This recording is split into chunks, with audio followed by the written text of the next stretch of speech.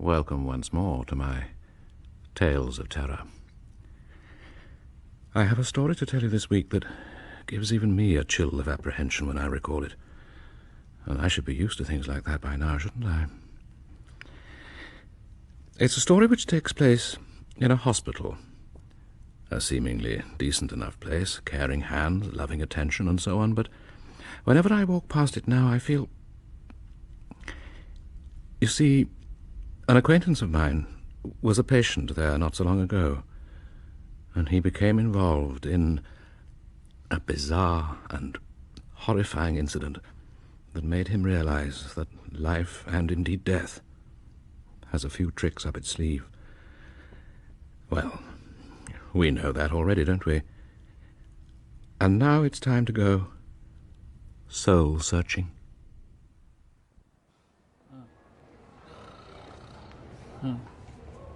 Morning.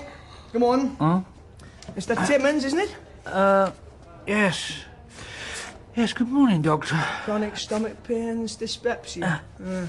Attendant depression. Is life worth living, my father used to say. Well, depends on the liver. It says here your operation's scheduled for tomorrow morning.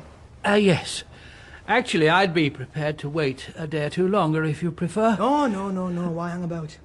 Let's have you in at the sharp end, eh? Heart seems to be strong. Do you wet the bed at all? I do not. Blood pressure normal? Well, fairly normal. I don't suppose, though, that you've been looking forward to your operation with equanimity. And who can blame you? You're taking one hell of a risk. Oh? You think so? My doctor said that... Well, of course you did. Had to get you in here somehow. No, I'll be frank. A choledochotomy can be,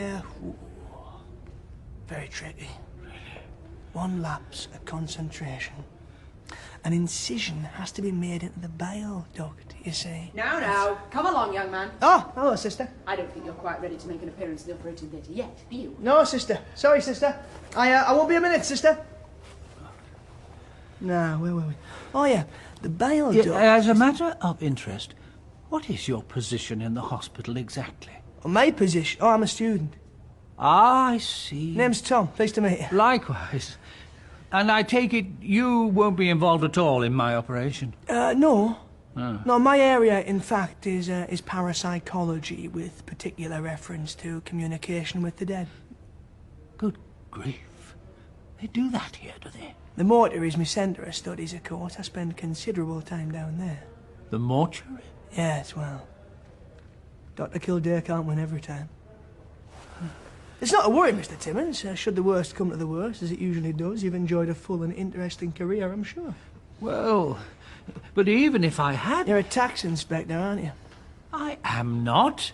I'm a teacher. A teacher? Yes. Oh, is that so? Went to university, did you? Yes. Wife, family? No. She left, took the children with her. There you are, a life full of incident. Seems to me, Mr. Timmins, that if it were necessary for you to wave goodbye to this world in the near future, you should feel obliged to depart in a mood of quiet satisfaction and contentment. Similar to how one is when one staggers out of one's local high street tandoori after stuffing oneself to the gills. You understand what I mean? Well, yes, but on the other hand, to continue the analogy, who's to say that given the chance one wouldn't have been ready for another visit to the tandoori in a week's time, and another a week after that? Actually, I can't manage Indian food, my stomach being what it is. But anyway, I don't think I'd bother being in a hospital if I was perfectly happy to... Snuff it. Yeah, I see your point. You're afraid of death, I tell you. Afraid? I should say so. What about, the hereafter? I live in hope, but not much. It seems to me that what you need is proof. Eh, Mr. Timmins? Irrefutable, incontrovertible proof of a life to come. It would be nice. Very nice. I've been trying to find that proof for the last 3 years. As part of my studies.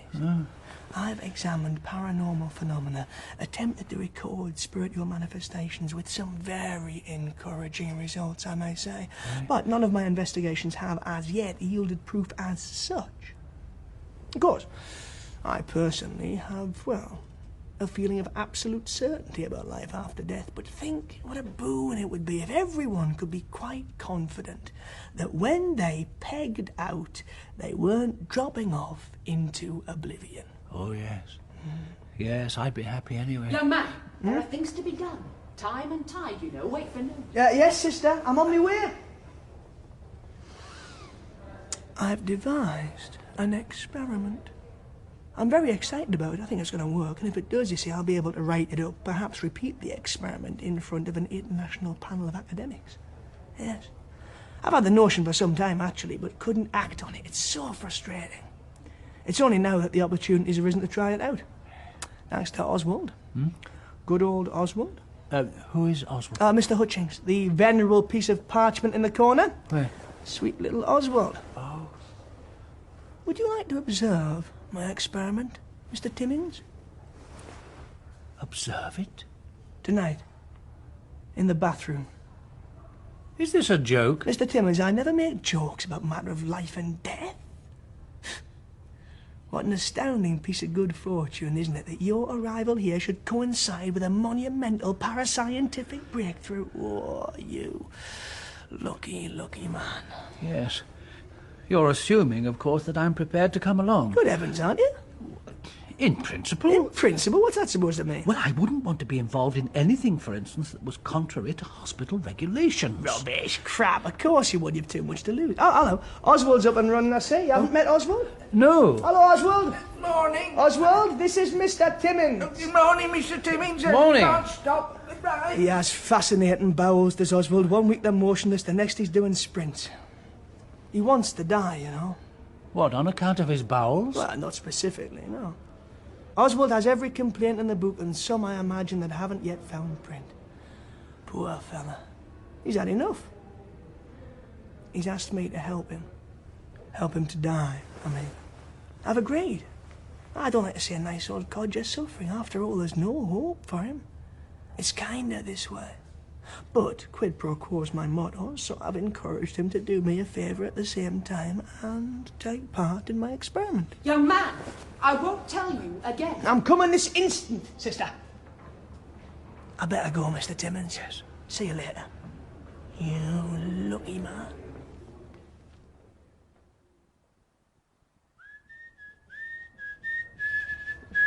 Afternoon. Afternoon, Tom. Feeling excited, are you? Not too long to go now. Look, about the experiment, I've not actually committed myself, you know. I mean, for one thing, I haven't yet managed to obtain Oswald's consent. You what? When I asked him if he'd mind if I came along to watch, I found him extraordinarily evasive. I was hard of hearing. Couldn't understand what you were driving at. Don't worry, though. There'll be no problem. He has enormous respect for the advancement of learning, does Oswald. What's going to happen tonight? Specifically, I mean. I can't possibly go along if I don't know what you intend to do. It's all very simple, really. The experiment rests on the principle that if there is, in fact, a hereafter, the soul, at the point of death, must somehow free itself from the shackles of its mortal body and escape into a new dimension. Yes. We have to assume, too, that though the precise location of the soul within the body has never been discovered, the soul is a specific entity, however small and elusive with me so far. Yeah, well, I understand what you're saying. My idea for an experiment came easily. Perhaps, I reasoned, one could somehow capture the soul before it made its escape at the moment of the body's death. Perhaps one could excise it from the body without doing it any damage and keep it safe and enclosed somewhere. By doing so, you see, one would be able to demonstrate the soul's ability to outlive the body it had inhabited, and one would thus be able to prove, in a simple and dramatic fashion, the certainty of the hereafter. My God. And you intend to perform this experiment on Mr. Hutchings as part of your studies? As I say, the idea came easily to me, but I concluded on reflection that it did pose a problem. How would I know where to start digging? How indeed? The soul might reside anywhere within the human body from head to toe. I did attempt a trial stab or two at a rat. What happened? It died. After that, I opted for a similar but less messy experiment. I'm very relieved. Mr. Timmins, the plan for tonight is this. We ask our friend Oswald to join us in the bathroom cum toilets, assuming he's not ensconced there before us, and we place him on the special scales that they use for disabled or ancient patients. They have to sit in a little kind of pan, you know? Yes. We take note of his weight. I administer the fatal cocktail, the elements of which I've borrowed from the dispensary. We say farewell to the wretched Oswald, and as soon as he is out of his misery, we take note of his weight once again. After making appropriate adjustments for the weight of the lethal dose itself, we will find that dear Oswald, well, what was dear Oswald, now weighs less than he did before. How will we be able to account for this except, quod erat, I believe, demonstrandum, that his soul has left his body? Good grief. Good grief. Yeah, I thought you'd like it. See you at midnight, Mr. Timmins.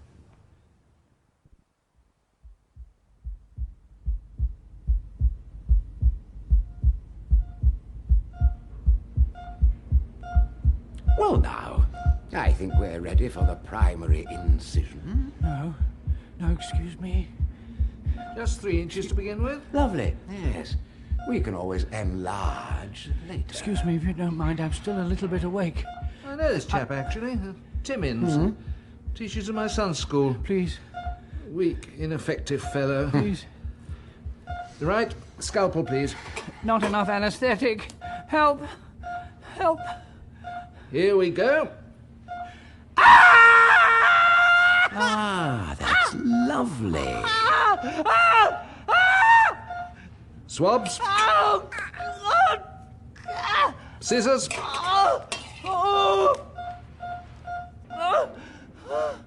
There are some adhesions to the duodenum. Ah, we'll have to pull those away first. Yes. Right. Splendid. Mr. Timmins! Now, the liver will have to be drawn upwards. Yes. Mr. Timmins! Steady.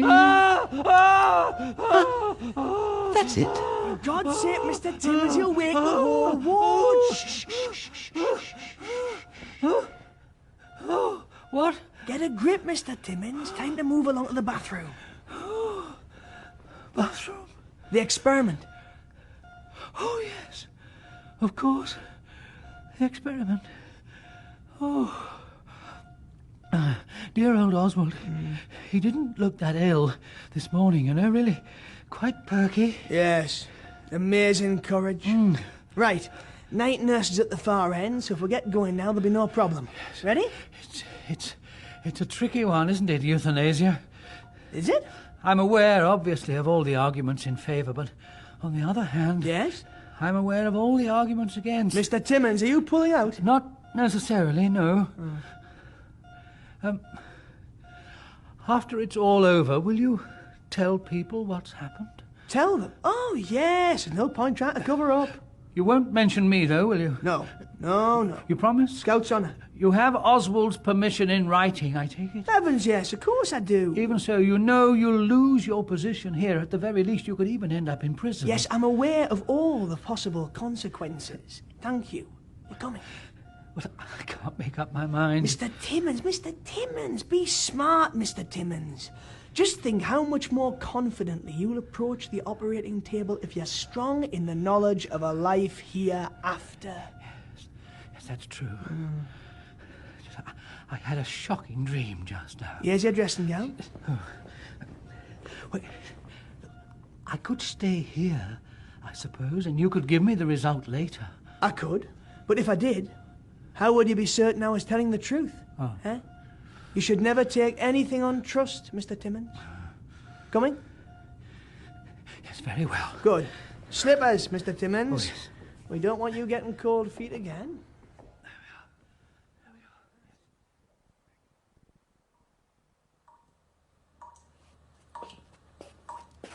He's not here. Sorry? Oswald. Not yet. I'll bring him along when we've got ourselves organised. Feeling all right? Well, I'm a bit tired after the walk. I'll sit down if I may. Are you sure that he won't object to my being present? Oswald, of course I'm sure. Now, let's have a look at my little bag of tricks, eh? Syringe, ampule. What happens if someone comes? I hide behind the bedpans, you visit the toilet. Keep calm, Mr. Timmins. It's all going to be fine. I hope Oswald won't regret his decision, if you see what I mean. He's thought it all through, has he? Oh, yes. Very, very carefully. A sober, considered judgment. Notebook, pencil, for recording the data, you know. Sandwiches, a ham and pickle. You care for one? What? No, thank you, no. I don't know what I'm doing here. This is lunacy. No, please, Mr. Timmins. Thermos, flask, rope, gag. It's not lunacy. Discovery. Rope, did you say? The onward march. The enlightenment of mankind. Rope? Gag? What are they for? I've dreamt of getting this opportunity, Mr. Timmins. Articles in learned journals, lecture tours, a professorship. To achieve all that, it would be quite something, wouldn't it, for a man in my situation? You're not a student at all, are you? I am. Part-time. I've no backing, you see. I've got to work. That's why I'm doing this stint as a porter. Porter? I don't dislike it. A trivial round, a common task. And of course it takes me to the mortuary from time to time. More to the point, it's offered me this wonderful chance tonight. Yes, as I say, my research is entirely self-funded, independent too. I'm completely on my own. Well, what do you expect, eh?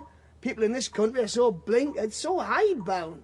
They're scared of innovation and original bastards. When I was at school, you know, I was never given a chance. They didn't like me. I was different, you see. I didn't kowtow. I questioned things too much. They couldn't cope. Threw me out as soon as they could, eh? Yeah, well, this'll make them sit up. Now, Mr. Timmins, you were asking what this rope was for. Yes. I'll tell you, Mr. Timmins, it's for tying you up. Tying me up? That's right, if you don't mind, and could I ask you please not to struggle. What? Not in your condition. We don't want you dead before I've had a chance to wear you. No! The bag, as you see, has an important function too. I'll tie your hands now, if I may. Keep still. I said, keep still. Yes, I told you a little fib this morning, I'm afraid, about Oswald. Never take anything on trust, Mr. Timmins. I did warn you. I feel a bit rotten about it, really. The deception, I mean. But let's face it, you'd have hardly jumped at the invitation to be my guinea pig. I had enough difficulty persuading you to come along and watch. Right, now your legs. Anyway, as far as I know, dear old anal-fixated Oswald has every intention of clinging desperately to his pathetic life. So that's good news, isn't it? Eh? Because you were rather worried about him. This way, I'm going to pop you on the scales. No, don't try and resist, Mr. Timmins. Look forward to your soul's release with enthusiasm. Life on the other side, I'm sure, is far to be preferred. Plonk yourself here, Mr. Timmins, will you? Sit! Thank you. Now, I know what you're trying to tell me. It's not ethical, it's not fair, why me and all that.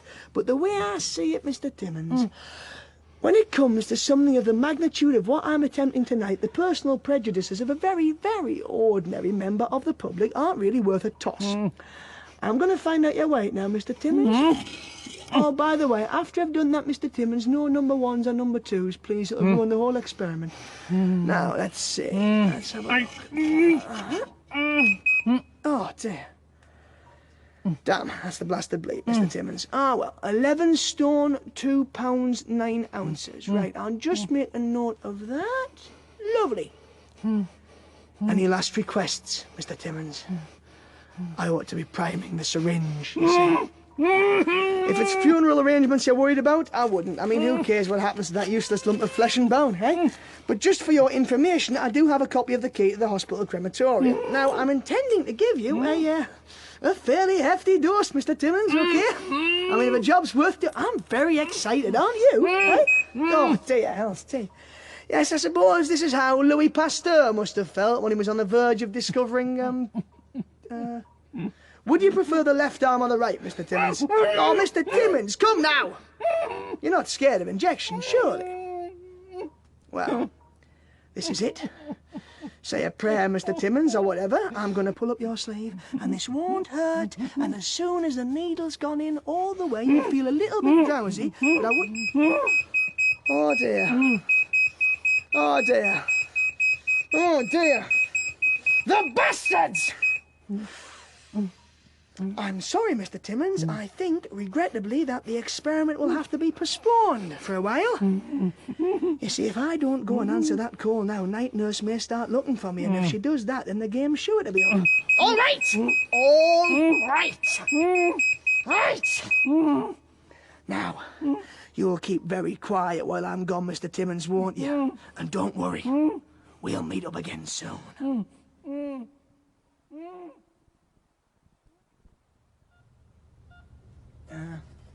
Oh, there you are. Hello, nurse. Everything all right? No, it's not, since you ask. I've been trying to bleep you. You haven't, really? Oh, I'm sorry, nurse, but I'll swear to you. This thing's never made a sound. What's the problem? No problem as such, apart from your disappearing act. Mr. Hutchings has died. Mr. Hutch? Oh, Oswald. I'd like you to fetch a trolley, please, and wheel him down to the mortuary. Yes, nurse. Oswald. Well. Have you done this before? What, removing the body? Oh, yeah. Though not at night. Here's the key to the mortuary. The building will be unattended. Well, not entirely, perhaps. Once inside, simply wheel the trolley past the post-mortem area and through to a little alcove on your right. Marked pending? You're to leave Mr. Hutchings there. Understood?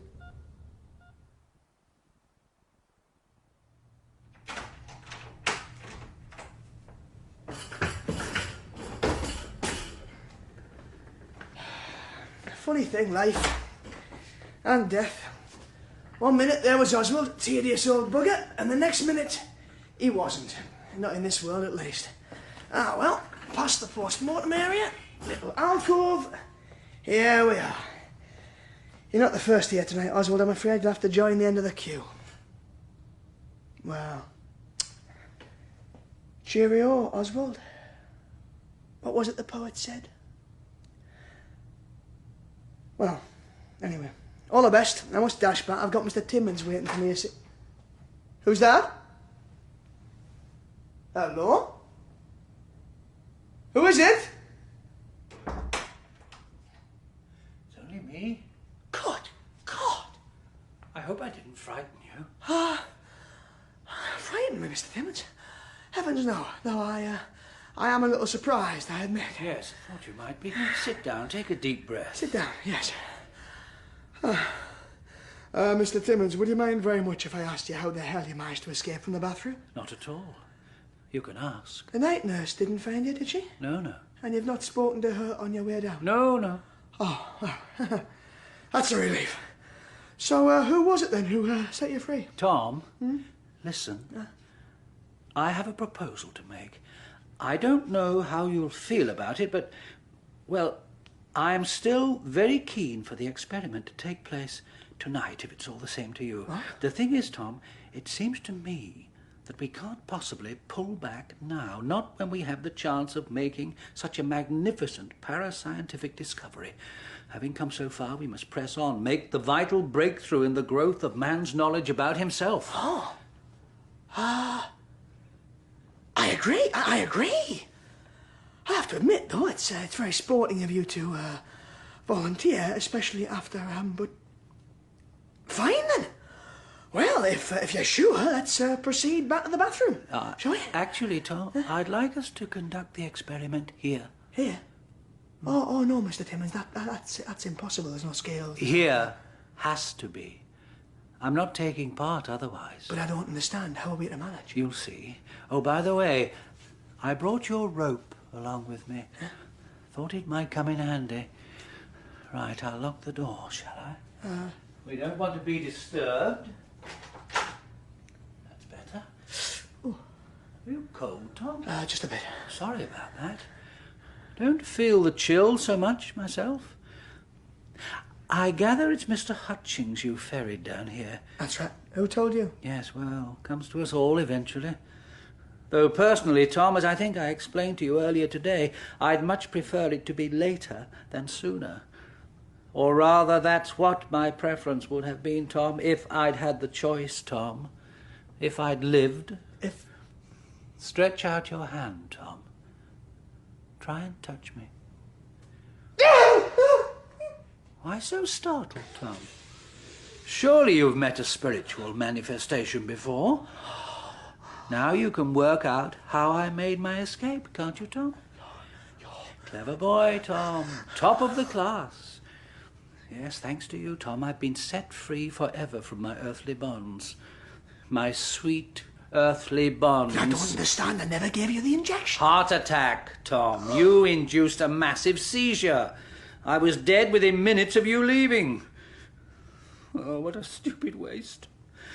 I had so much to look forward to, especially without the wife and kids. I'm sorry. No, really, it's me who should apologise, I suppose. True. But don't worry, Tom, you'll have the chance to make some amends. To work. The experiment. The experiment? Oh, yeah, look, I've tried to explain. Of course, I don't actually require proof any longer. I have personal experience. But the world at large... Now, don't move away. I've told you it's impossible to carry the thing out. Just relax. There's no scales, you say. You keep away. There's no scales. I can't be done. Hands off! Calm yourself, Tom. Calm yourself. Tom, you weren't beginning to think, were you, that I intended to perform the weighing experiment on your own person? Tom, really? I confess the idea did cross my mind. One does hear of vengeful ghosts. Yes, but you see, it's not that experiment that interests me, Tom. It's the other one. The proposal you seem to have discarded on grounds of impracticality. It would be a marvellous achievement now, wouldn't it? To find the precise location of the soul, to be able to excise it from the body. What I'd like to do first, Tom... Poor Tom. See how easily I hold you down.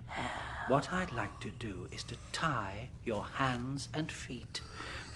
You're not about to faint, are you, Tom? That's better. I wouldn't want you to miss a single minute of this. Next, I'll put you on this splendid stone slab. Now, conveniently placed here, we have some rather promising utensils. Scalpel, saw, drill. Keep calm, Tom. I'm not going to kill you. Not until I've found your soul, I mean. I'm assuming, of course, that you do have a soul. You ready? I'll take that to indicate assent. Oh, the onward march of knowledge. That's what it's all about. Eh, Tom? Right. Now, where shall I begin?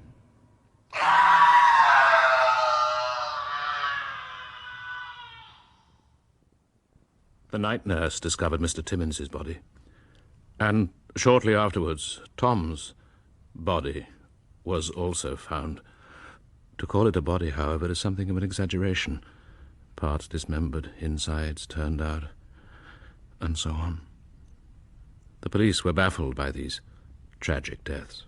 I only know what happened because, as I said at the beginning, Mr. Timmins is an acquaintance of mine. Since his death, actually.